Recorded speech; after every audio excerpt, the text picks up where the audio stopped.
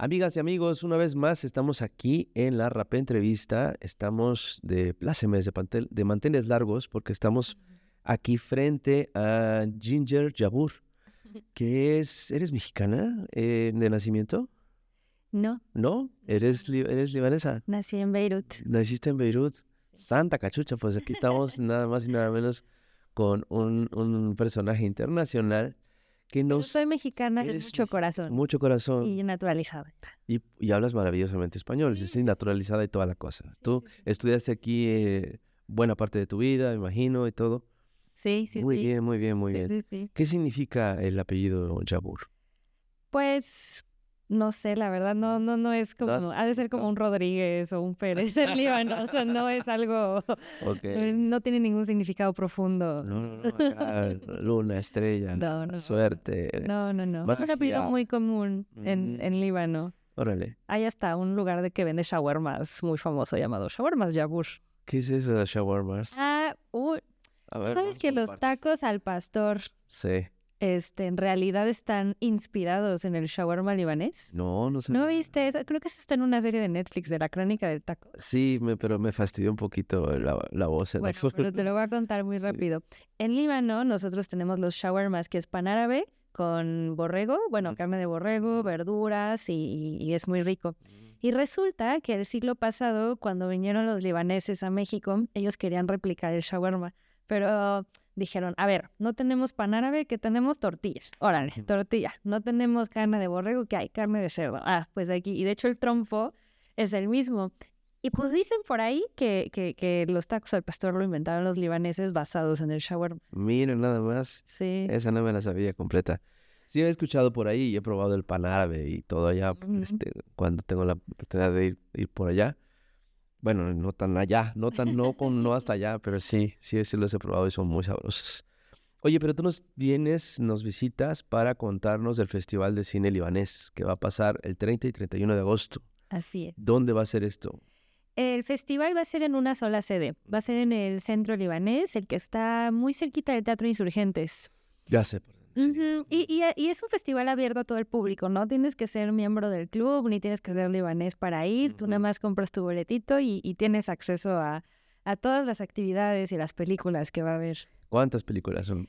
Va a haber un chorro, Eso. va a haber, son 15 cortos que duran el más chiquito 5 minutos, el más largo 22 minutos. Ujú. Son 15 cortometrajes y un largometraje, que además el largometraje decidí, por acto revolucionario, Mm, que fuera una comedia. Una comedia. Una comedia porque creo que muy pocas veces se asocia al Medio Oriente con la risa o se asocia con la alegría o con este tipo de imágenes. Y pues quería que la gente viera una comedia, se riera y además esta comedia muy particular que se llama C-Section, es una comedia que creo que también refleja muy bien la similitud entre México y Líbano. Creo que quien vea esta película va a decir, pues no somos tan diferentes como llegué a pensar, ¿no? Es que sí, hay una idea de que somos así extremadamente diferentes, de que hay incluso pues problemas de censura o problemas de derechos humanos y todo este rollo. Cuéntanos un poquito, ¿qué nos puedes contar? Mira, algo muy importante de este festival es que es cine con narrativas de paz. ¿Y a Ok. qué nos referimos con esto? A ver, la paz tiene muchas definiciones distintas, ¿no? ¿Qué es la paz? ¿Qué es la paz? Y fue algo que yo pregunté mucho y sí, de hecho, para algunos la paz puede ser no tener miedo a morir, mientras que para otros la paz puede ser la ausencia del conflicto o puede ser estar en armonía y ya, ¿no? Nosotros tenemos nuestra propia definición de la paz y nosotros construimos nuestra propia definición para seleccionar las películas. Y número 1, son películas que no fomenten estereotipos ni imágenes bélicas de Medio Oriente. No sé si conoces una teoría llamada orientalismo, de Edward Said. No, cuéntame. El orientalismo es una teoría de un académico palestino-estadounidense que se llama Edward Said. Y Edward Said es un académico que habla sobre cómo en Occidente se ha creado una imagen muy villificada del Medio Oriente para poder mantener su dominación sobre esta región siempre. Y esto lo vemos especialmente en las películas de Hollywood. No sé si te acuerdas tal vez alguna de las primeras películas que tuviste de Medio Oriente. Bueno, pues sí me acuerdo quiénes eran los enemigos en Rambo, las de Arnold Schwarzenegger, películas que veía mi papá. Que Y que pues, ahí estábamos pegados y las veíamos, pero sí me acuerdo muy bien de eso. O incluso, por ejemplo, uno de los primeros acercamientos que llegan a tener los niños con Medio Oriente es, por ejemplo, con la película Aladdin. Es No cierto. sé si te acuerdas cómo empieza Aladdin. No. Aladdin empieza pues en un bazar y entonces empieza cantando: vengo yo de un lugar, de una tierra sin par, donde te cortan la mano si vas a robar. O sea, algo por el estilo, no recuerdo muy bien la letra, pero es uno de los primeros acercamientos que incluso los niños llegan a tener con Medio Oriente. Y, a ver, perdón, pero en mi país no te cortan la mano si robas, o en mi país no hay ninguna de estas imágenes tan primitivas que podemos llegar a ver en otras películas. En mi país, pues la gente no es necesariamente lo que vemos en Rambo o lo que vemos Exacto. en estas otras películas de Hollywood. Y entonces mucho de nuestro criterio de las películas era eso, número uno, escoger películas que no fomentaran imágenes bélicas o estereotipadas del Líbano, sino todo lo contrario. Y, a ver, no podemos negar tampoco la historia del país, especialmente la historia más reciente, de 2019 para acá. Creo que el Líbano ha tenido una historia muy turbulenta, llena de muchísimos conflictos que tampoco se pueden negar ni ocultar, pero también vamos a proyectar películas que sí hablan de estos problemas, pero desde una imagen mucho más de reconstrucción y mucho más de la gente que está allá, ¿no? Todas nuestras películas son de directores y directoras jóvenes, la verdad son películas muy contemporáneas. No vamos a ver las películas de Henry Sur o de Jocelyn Saab o las que se suelen ver aquí en México, que son más que nada las de la Guerra Civil. Tampoco tenemos, tristemente en esta edición, pero seguro en una futura sí, las películas de Nadine Lavaki o estas películas un poco más populares. La verdad es que no. Sí. Son todas películas independientes de cineastas jóvenes de 2019 a la fecha. Y eso, lo que buscamos con este festival también es promover una visión más plural de los problemas que hay en Líbano y también películas que promuevan la reconstrucción y la sanación social. Así lo definimos. Oye, ¿qué tan difícil o fácil es hacer películas en el Líbano? Es una gran pregunta esa. ¿Hay escuelas de cine? ¿Esto es algo totalmente independiente o...? Sí, mira, ahorita en Líbano se están produciendo, estos son datos de la ONG, la Beirut Film Society, porque nosotros también estamos haciendo este festival en conjunto con una ONG que se llama la Beirut Film Society. Súper.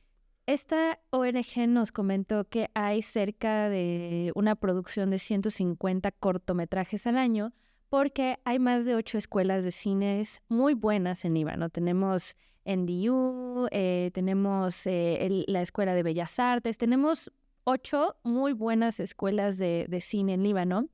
Y casas independientes o casas productoras haciendo cine casi no hay tantas, más que nada por la crisis económica que se está viviendo. Entonces, mucho del por qué nuestra selección también fue así, fue porque en realidad los que están haciendo el cine en este país son los jóvenes que están haciendo películas para titularse o para su maestría o para su doctorado y están buscando los recursos para poder hacer pelis extraordinarias, la verdad.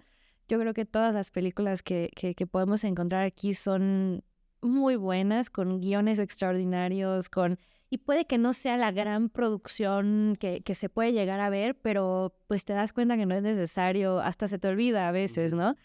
Necesitas nada más un buen encuadre, una buena historia, un buen guión, una buena actuación para tener películas extraordinarias y yo creo que esto es lo que se puede ver en nuestro festival. ¿Con qué se suele trabajar? No dices que a veces no son las super grandes producciones y hemos sabido de incluso concursos de películas hechas con un celular. Sí. ¿Qué tanto se puede acceder a toda esta infraestructura que suele verse en el cine? En México también lo tenemos. Hay complicaciones, la renta del equipo es carísima, el personal, el staff, el crew. ¿Cómo se trabaja ahí? Ay, qué buenas preguntas. Oye, Bueno, como dato curioso, por ejemplo, Líbano es un país que no tiene Apple. ok. Entonces, de entrada, comprar un Gran dato. iPhone es difícil comprar un iPhone, ¿no? Esto no significa que no haya equipos. Yo creo que más bien los equipos que hay son más que nada de las instituciones y de las ONGs que están como impulsando mucho. O también lo que pasa también con Líbano es que hay mucha gente de la diáspora.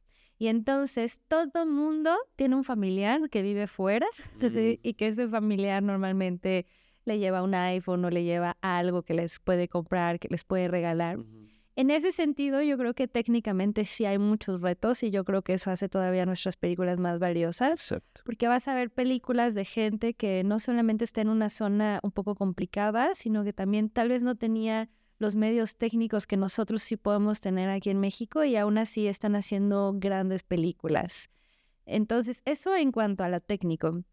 Y en cuanto al crew, al staff, la verdad es que hay de todo. Hay de todo y me emociona mucho porque también, por ejemplo, estamos viendo mucho el rol de las mujeres en el cine. De hecho, en nuestra selección de 16 cortometrajes, 10 son de directoras. Mira. Y está claro que yo no lo hice a propósito, ¿eh? Yo escogí la obra y después de escoger la obra, ya vi y dije, wow, son muchas mujeres. ¿Por qué crees que esté pasando eso? ¿Por qué tengan esa necesidad de hablar y de contar historias? Líbano es un país, número uno, distinto a otros países del Medio Oriente por su diversidad religiosa y étnica, ¿no? Tú tienes en Líbano más de 18 religiones distintas, pero una gran mayoría, o bueno, no una mayoría, pero una gran cantidad de personas católicas. Católicas maronitas se llama. De hecho, no sé si conoces a San Charbel. No. ¿No? El santo con listones. No, perdón. ¿No? Es un santo muy popular aquí en México y este es un santo libanés maronita. Me va a regañar mi abuelita. No. Ya no está. No, es muy popular San Charbel. Ok. Y hay muchos católicos, pero también hay muchos musulmanes, pero también hay muchos drusos, pero también hay muchos ortodoxos. Entonces, yo creo que algo que hace muy único al Líbano es toda esta diversidad religiosa que hace que sea un país muy abierto a comparación de otros países de Medio Oriente. No son tan cerrados. Entonces, eso por un lado. Y por otro, a pesar de todo, en Líbano el nivel de escolarización es súper alto, muy, muy, muy alto. Es muy difícil alguien que no vaya a la escuela. Entonces, y como en las escuelas están estas carreras que se están impulsando mucho para hacer cine, pues tienes matrículas llenas en cine. Y tienes a gente de todo. Tienes cinematógrafos, gente en audio, gente en dirección, gente en producción. Y además, poco a poco se están empezando a abrir otros grupos, ¿no? Por ejemplo, yo el año pasado conocí a una chica llamada Malak Bazi. Malak Bazi, ella es una musulmana sheita. Para los que no sepan, los musulmanes sheitas es esta rama un poco más radical del Islam. Y ella estaba muy enojada porque ella decía, ella dice que le molesta mucho que no hay tantos papeles para mujeres en hijab. Entonces, en lugar de quejarse, lo que ella hizo fue puso su propia escuela de actuación para mujeres en hijab, donde además están intentando producir guiones para este tipo de mujeres, porque dicen, oye, muchas mujeres musulmanas no pueden actuar porque no hay guiones donde no se tengan que quitar hijab y ellas no se quieren quitar hijab. Entonces hagamos películas con mujeres en hijab. Ok.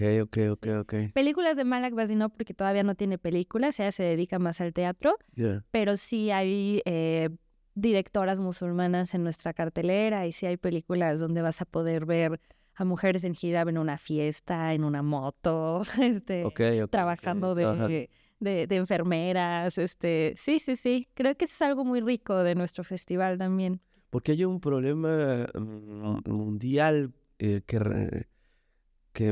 lo hemos visto en certámenes internacionales, lo hemos visto en universidades, lo hemos visto en un montón de lugares, de casos de gente que les quieren prohibir el uso de esta vestimenta y pues están en todo su derecho de ponerse lo que se les pegue la gana.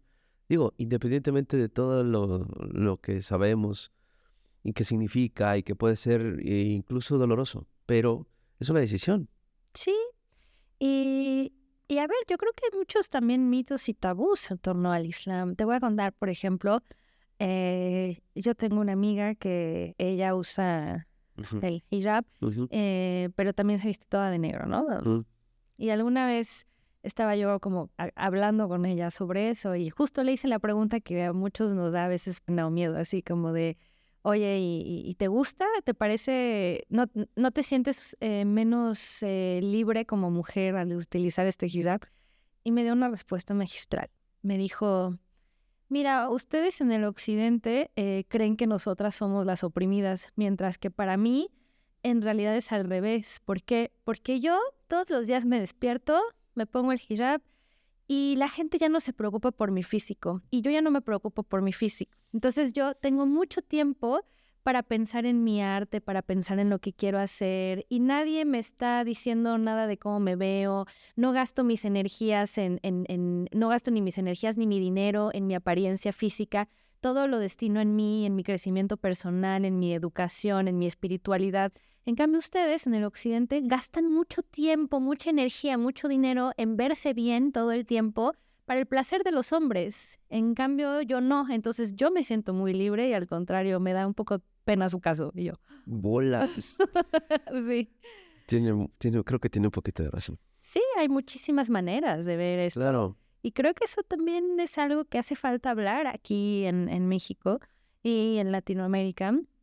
De hecho, incluso creo que ahorita hay una lucha por mujeres en hijab que están intentando que les permiten tomarse su foto en el pasaporte porque no les dejan aquí en México Ya. usar hijab para tomarse foto en el pasaporte y una de sus luchas es esa. Y dicen, oigan, no tiene nada que ver nuestro hijab con los biométricos, ¿no? Déjenos utilizarlo y no me voy a quitar el hijab para tomarme mi foto del pasaporte. Ese tipo de cuestiones, ¿no? Híjole, sí, bueno, que resultan un poco complicadas, ¿no? O sea, por la identificación y todo, incluso por su propia seguridad. Pero hay un detalle ahí, o sea, están en su derecho de usarlo. Qué loco. Sí, es que todo eso sí puede ser considerado, honestamente, de otro planeta para nosotros, para los que no estamos acostumbrados a esto. Y a mí se me hace que este tipo de eventos nos abre una ventana importante para poder observar, conocer, concientizarnos, esto, o sea, saber que existen otras formas de vida, de pensar, de vestir, de comer, de tener un concepto tan difícil de entender como la paz. O sea, ¿qué es la paz ahí en tu país? Y bueno, para que nos vayamos entrando en lo que... Convéncenos, ¿por qué tenemos que ver estas películas, aparte de la conversación tan padre que tuvimos ahorita tú y yo?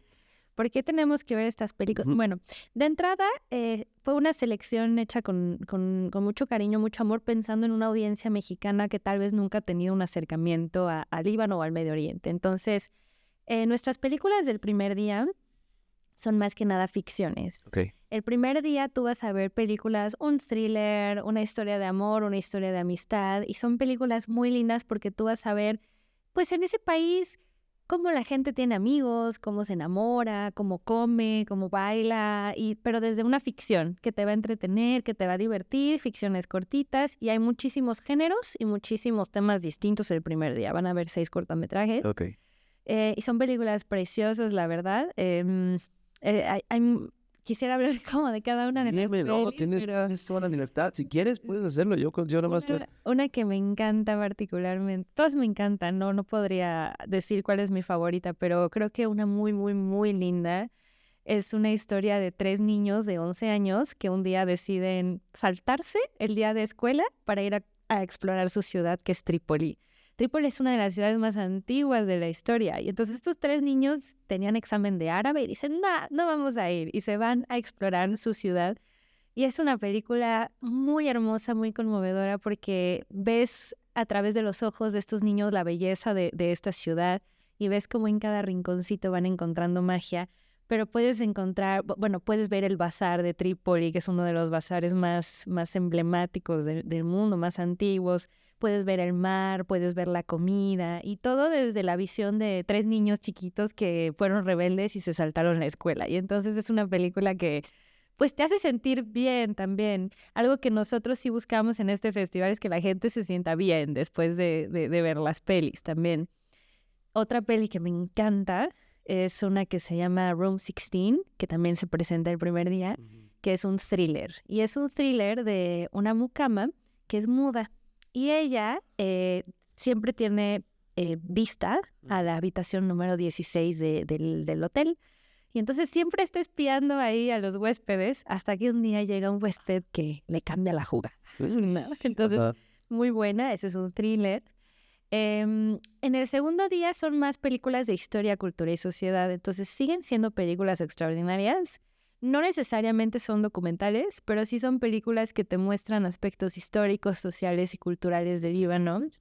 Y entonces sí tienes un documental que te puede hablar sobre la revolución de 2019, pero también tienes otra historia que te puede hablar sobre el Mawal. El Mawal es un canto tradicional muy árabe, bueno, que se canta en Siria, Palestina, Líbano, y es un canto muy poético, y entonces es un canto muy particular que solo existe en esa región, pero es una película de un chico que conoce a alguien, a un adulto mayor, y este adulto mayor le empieza a explicar la relevancia del Mawal y le empieza a enseñar a cantar, y entonces este chico va aprendiendo muchas cosas de la vida a través de estos cantos, ¿no? Ay, eso es una belleza, ya me gustó también.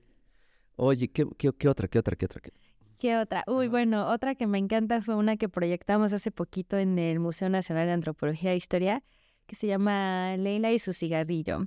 Y esta es una película que yo creo que todo estudiante debería de ver, porque es una película que empieza con... La directora se llama Lea Manasseh, y ella no vive en Líbano, ella es parte de la diáspora, porque no sé si saben, pero en Líbano hay 5 millones de habitantes y fuera de Líbano 14 millones. No me digas. Hay más libaneses fuera de Líbano que en Líbano. ¿Pero cerca o en todo el mundo? En todo el mundo. Ok.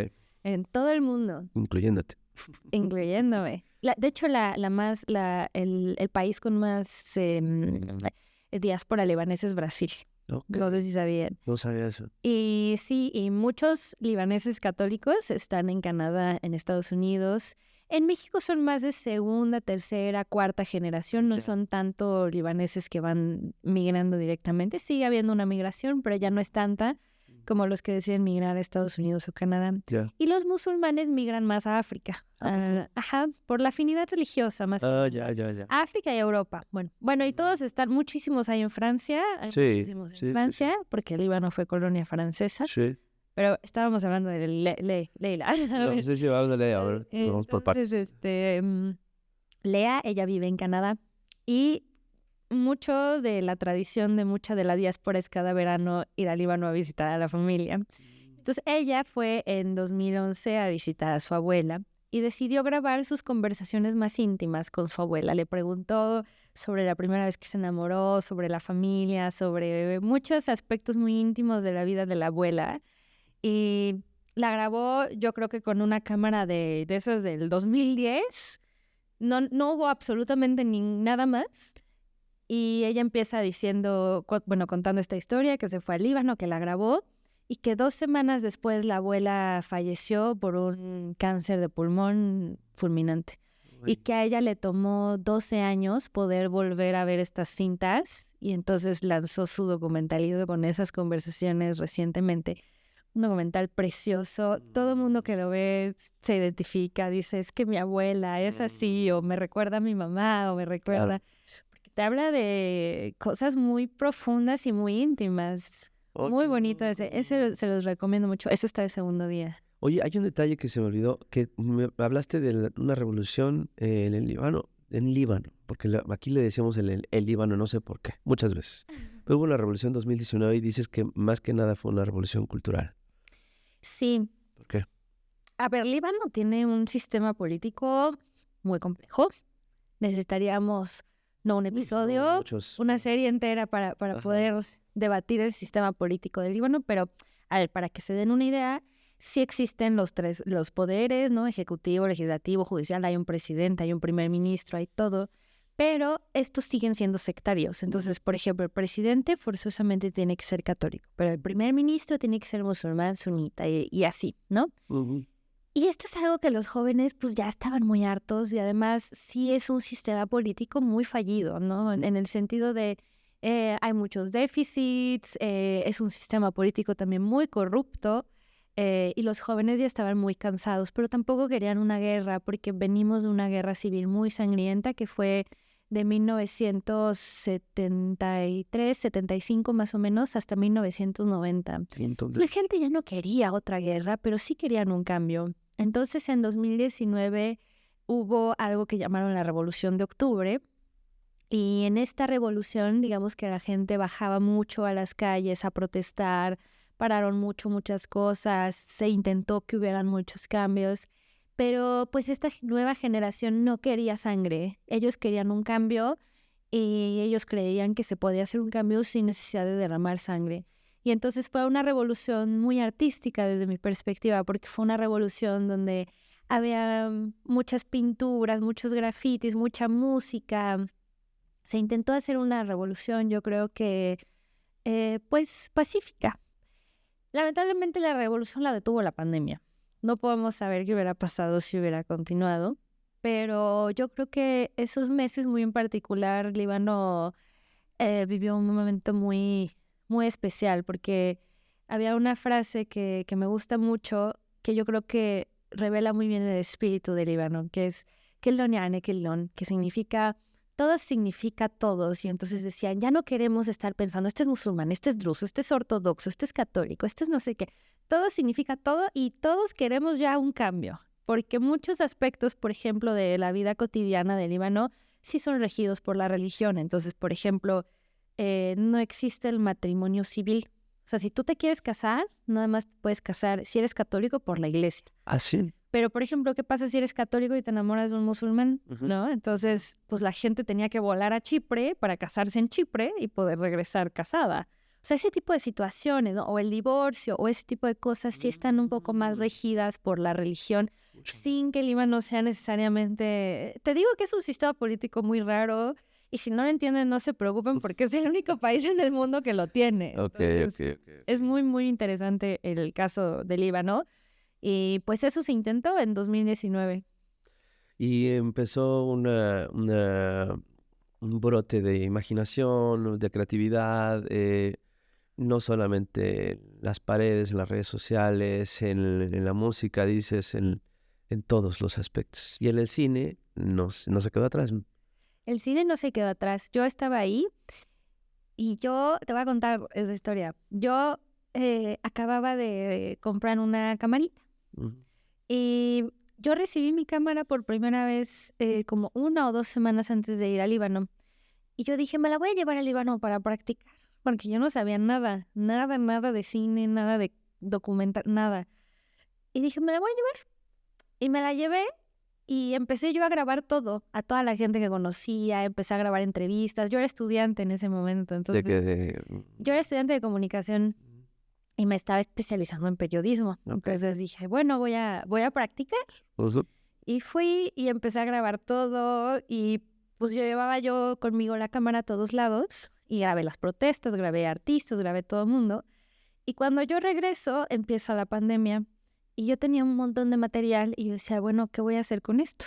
Y entonces dije, bueno, pandemia, encerrada, pues a ver, voy a ver qué sale, ¿no?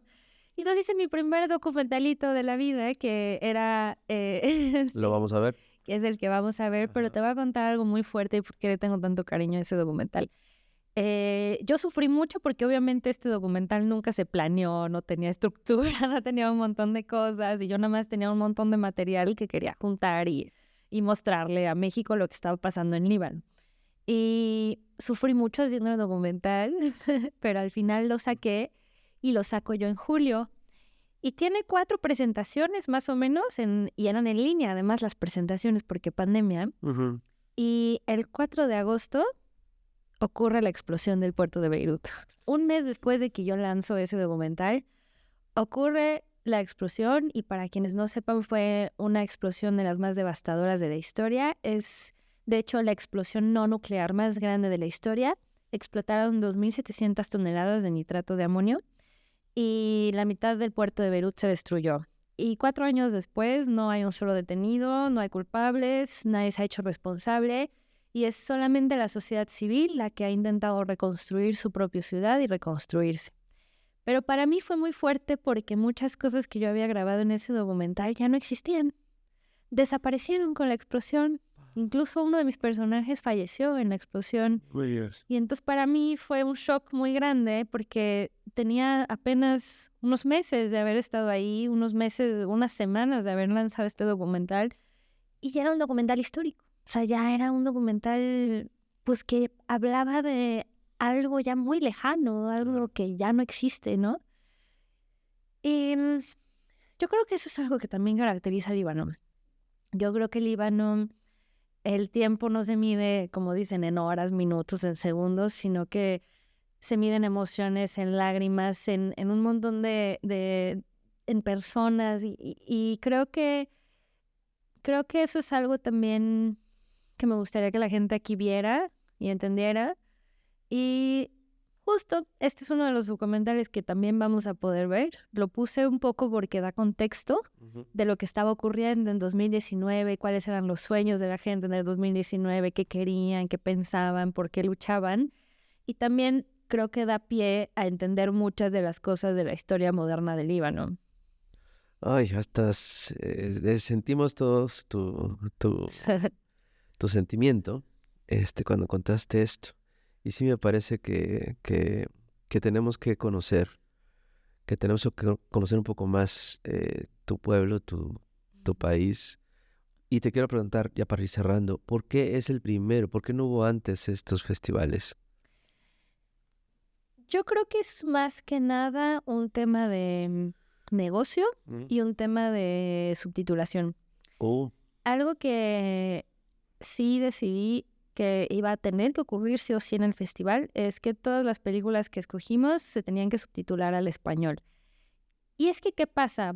Tú no vas a llegar a comprar una película de 5 minutos, 20 minutos, hacer todo el costo que implica la subtitulación para intentar venderla en otro lugar, ¿sabes? Claro. No, la verdad es que no te va a salir rentable.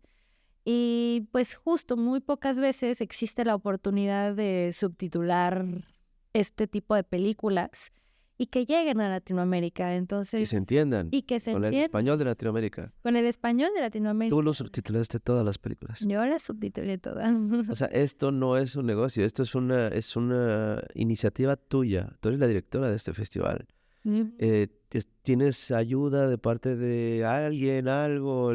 Esto que estás diciendo de la ONG de Beirut, Sí. nada más. Lo que sucedió fue que la ONG, la Beirut Film Society, ellos, yo los conozco de hace tiempo, ¿no? Y de hecho este festival empezó porque el año pasado yo fui con ellos a un campamento en las montañas de Líbano que se llama Cinema for Peace. Y básicamente convocaron a 30 cineastas de todo Medio Oriente para aprender a hacer cine con narrativas de paz. Mira.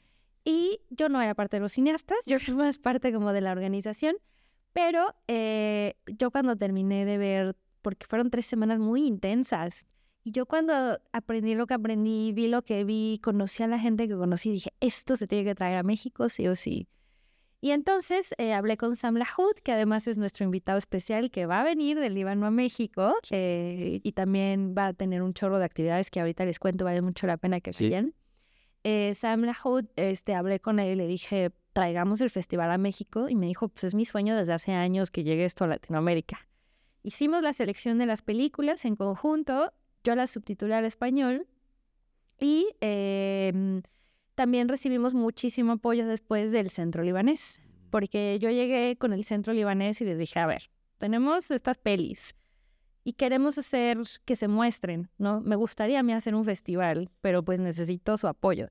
Entonces, la verdad es que el Centro Libanés fue bastante amable y nos patrocinó la sede, nos patrocinó como muchos lugares, porque también lo que me pasaba es que como es algo muy desconocido y no nadie sabía, no nada, como que no me entendían y no me abrían muchos espacios. Pero pues el Centro Libanés me entendió y además les dije, oye, pues es la casa de los libaneses en México, sería, No, sí. es importante, ¿no? Y la verdad es que fueron súper receptivos, apoyaron mucho y yo creo que toda esa parte que yo no había logrado conseguir con otros patrocinadores porque pues yo no sabía vender y yo no sabía muchas cosas, la verdad es que el Centro Libanés me arropó muy bien y arropó muy bien el proyecto y ellos lo financiaron. pues más que nada ya la parte de las proyecciones. También financiaron ellos a mi invitado porque no había yo logrado conseguir ese patrocinio. Me financiaron al invitado y entonces así se hizo. Y además tengo un pequeño equipo de personas que sí se han sumado, claro, conmigo al proyecto. Personas maravillosas que simplemente me dijeron, está muy padre, creo en el proyecto, me sumo, ¿no? Carlos Salomón es mi director de operaciones, una agencia que se llama Moreno Delgado. Ellos me dijeron, nosotros te patrocinamos la producción. Y yo, maravilloso, ¿no? Se hizo con mucho intercambio, se hizo con mucha buena onda, buena fe. Y creo que también es algo muy lindo, que el festival está lleno de mucha buena vibra. Hay gente que creyó en esto y gente que quiere que estas películas se muestren. Y pues no fue un festival por el que patrocinadores llegaron a pagar millones y millones y millones, sino de gente que creyó en historias chiquitas, en cosas muy chiquitas de la vida cotidiana y quería que se mostraran. Y es un festival lleno de mucho cariño y mucho amor. Ah, qué padre, qué padre. Oye, vamos a hacer un pequeño corte, una pausita, para poder seguir platicando contigo y cerrando. Y ahorita regresamos, por favor, no te vayas. Sí.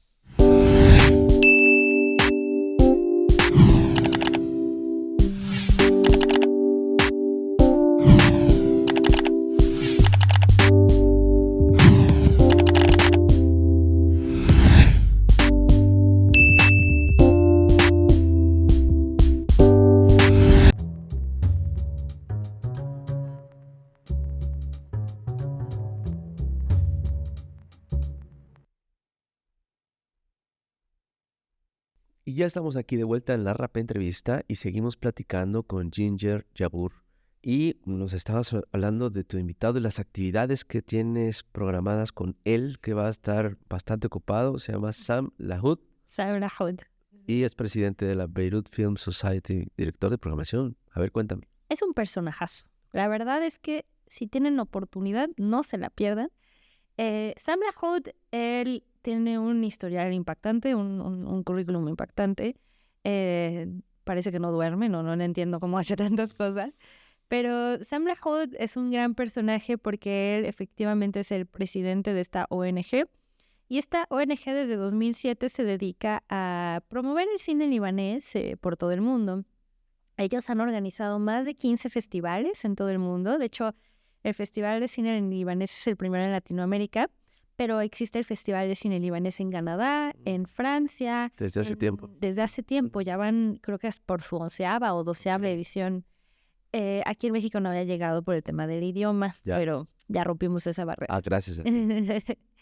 Y Sam pues se ha dedicado mucho a promover mucho el cine, pero también a que no solamente a que se conozca por fuera, sino que por dentro, a que los jóvenes también aprendan a hacer un cine responsable, un cine con valores de paz, un cine con otro tipo de valores.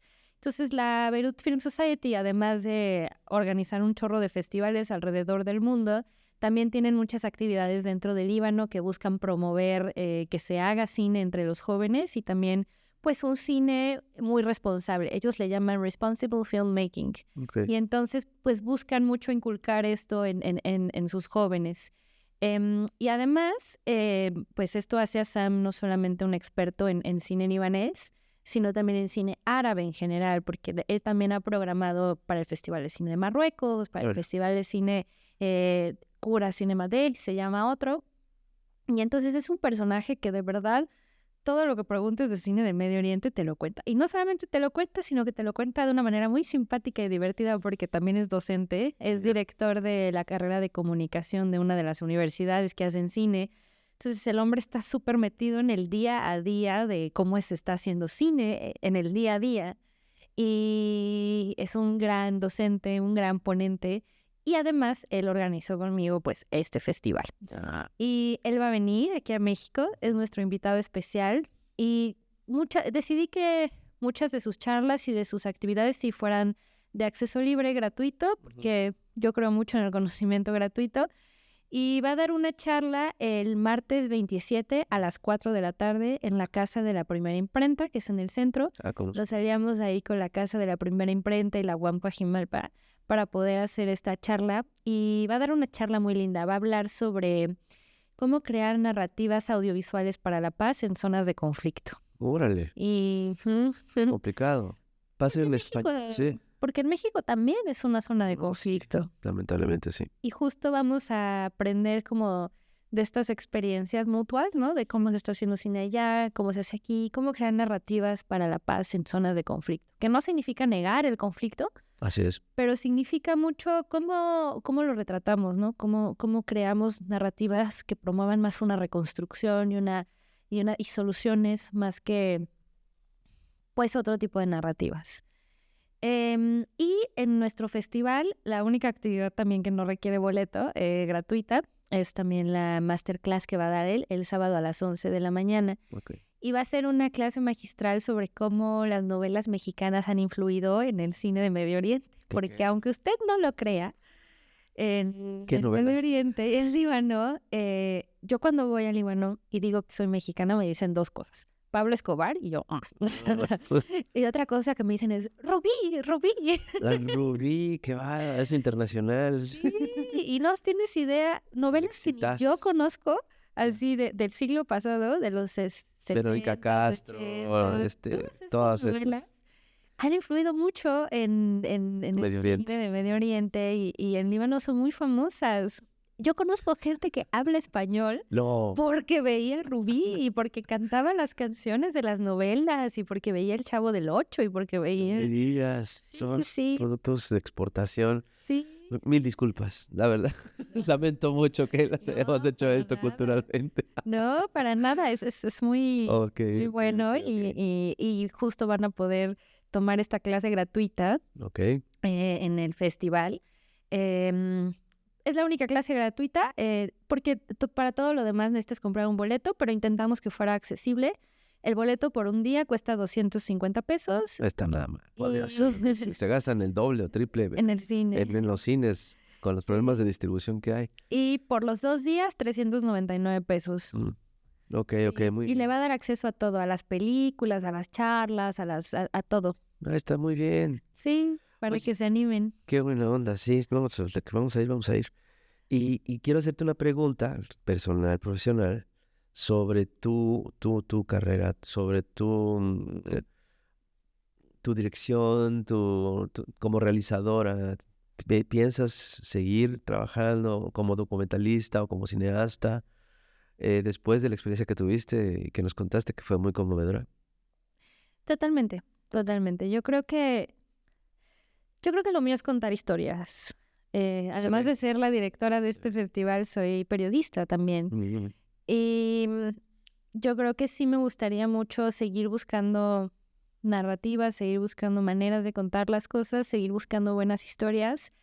Y creo que quiero explorar. No sé si haría como tal un documental. Yo creo que sí, eventualmente se me botará la canica y haré uno. Pero me gustaría explorar también otros formatos, otras narrativas. Creo que quiero seguir contando historias. Definitivamente esta también es la primera edición del festival, pero quiero que haya una segunda y una tercera y una cuarta y una décima. Y así hasta el fin de los tiempos. Sí. Sí me gustaría también que este festival también se vuelva un espacio más allá que solo para ver películas y entretenimiento, que también sea un espacio de diálogo, de reflexión, de aprendizaje. Y sí me gustaría mucho, yo personalmente, sí seguir buscando cómo contar historias. Yo creo mucho en las historias pequeñas. Yo creo que las historias pequeñas son las grandes historias. Y creo mucho en los nuevos formatos también que están surgiendo. Y creo que hay que explotarlos y creo que hace falta tener buen contenido. Ujú. Hay buen contenido, pero hace falta que haya más todavía. Pues sí. Y buen contenido, yo creo que de Medio Oriente también, Por supuesto. porque sigue siendo una zona muy desconocida. Y también viceversa. Así, si me preguntas cuál es mi sueño utópico, A ver, ¿cuál es tu sueño tópico?